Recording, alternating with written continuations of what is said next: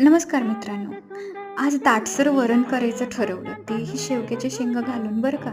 साठी कढई घेतली, त्यात तेल घातलं. तेल गरम झाल्यावर मोहरी आणि जिरं 1 चमचा घातलं. 3 ते 4 लाल मिरच्या घेतल्या मी आणि त्यानंतर मी खलबत्त्यात कुटून 3 ते 4 लसणाच्या कळ्या घेतल्या. बारीक चिरलेला टोमॅटो आणि बारीक चिरलेला कांदा घेतला. व्यवस्थित मिश्रण एकत्र केलं आणि त्यानंतर चवीनुसार मीठ, हळद आणि हिंग घातली. तुरीची डाळ मी भिजवून घेतली होती आणि व्यवस्थित ती मिरची घालून शिजवून घेतली होती. त्यानंतर मी शेवग्याच्या शेंगा याच्यात घातल्या आणि त्या व्यवस्थित परतून घेतल्या आणि त्यानंतर याच्यात मी ॲड केलं जे आपण वरण शिजवून घेतलं होतं ते.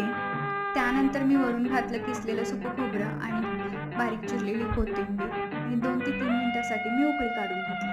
रेसिपी आवडली असेल तर तुम्ही नक्की करून पहा आणि माझ्या चॅनलला सबस्क्राईब करा, शेअर करा, कमेंट करा. Thank you.